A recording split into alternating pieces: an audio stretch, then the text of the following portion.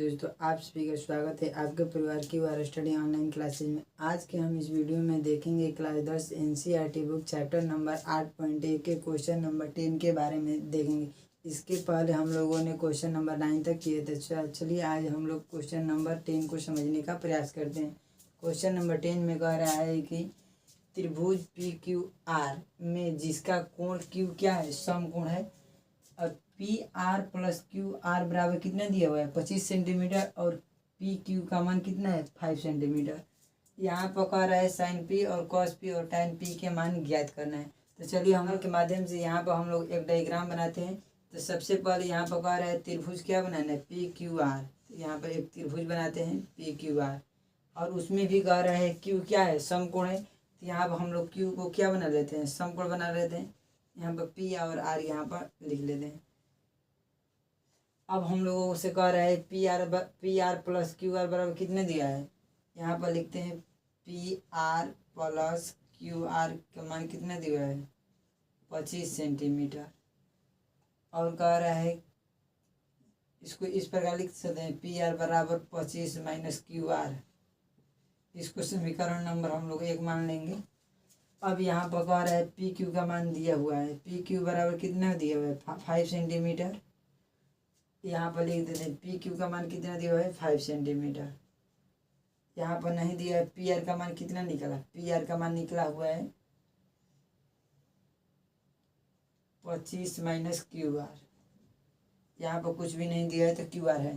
तो चलिए अब हम लोग पाइथागोरस प्रमेय लगाकर त्रिभुज ABC में, त्रिभुज PQR में पाइथागोरस प्रमेय से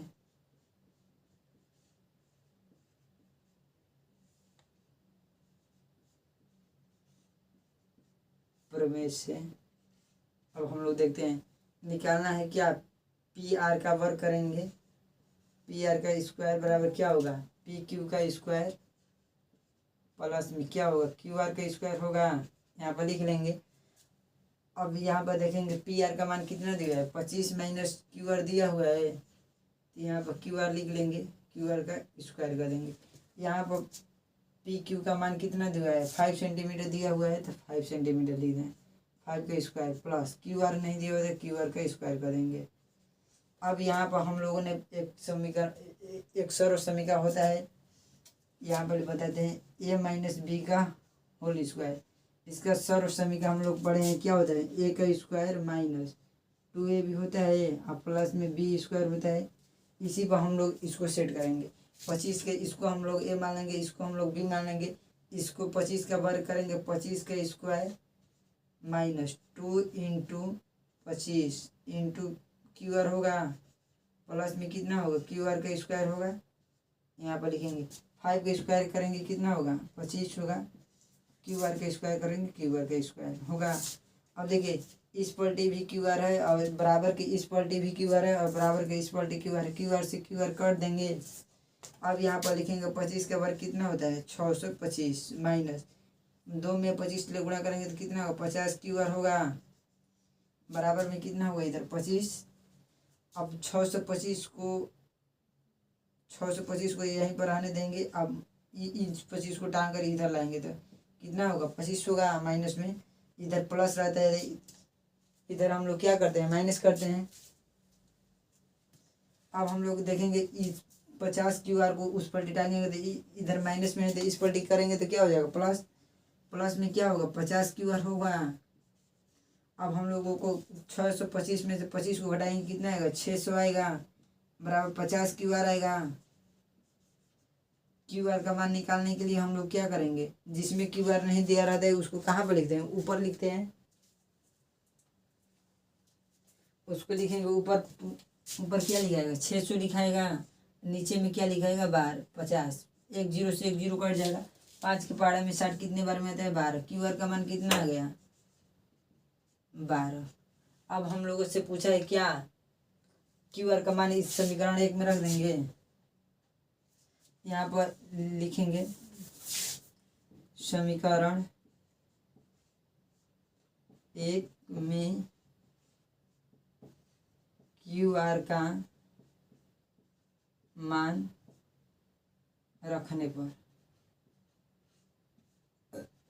रखने पर क्यू आर का मान कितना है, यहाँ पर लिखेंगे पी आर बराबर क्या है 25 माइनस क्यू आर होगा।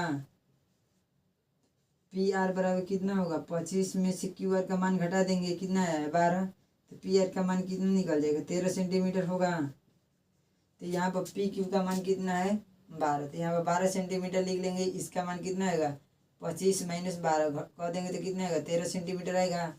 अब हम लोगों को निकालना है क्या साइन पी बराबर, तो यहाँ पर लिखते हैं साइन पी बराबर क्या होता है लंब बटा में कोण। अब हम लोग देखेंगे साइन पी के लिए लंब क्या होगा। तो अब हम लोगों ने पढ़ा था कि किसी भी कोण की सम्मुख भुजाएं क्या होती है लंब होती है। तो इसमें लंब क्या है क्यू आर है बटा में कोण कितना होगा, कौन सबसे बड़ी भुजा है पी आर, यहाँ पर पी आर लिख देंगे।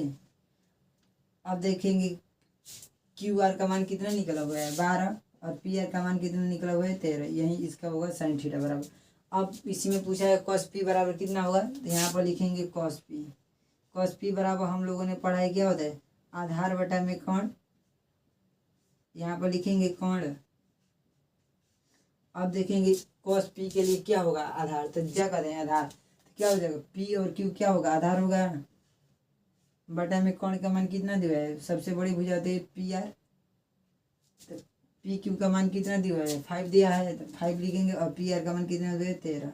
यह किसका मान आ गया साइन मतलब कॉस पी का मान। अब हम लोगों से पूछा है टाइन पी बराबर, टाइन पी यहाँ पर लिखेंगे टाइन पी बराबर क्या होगा लंब बटा में आधार, तो यहाँ पर लंब लिखेंगे नीचे लिखेंगे आधार।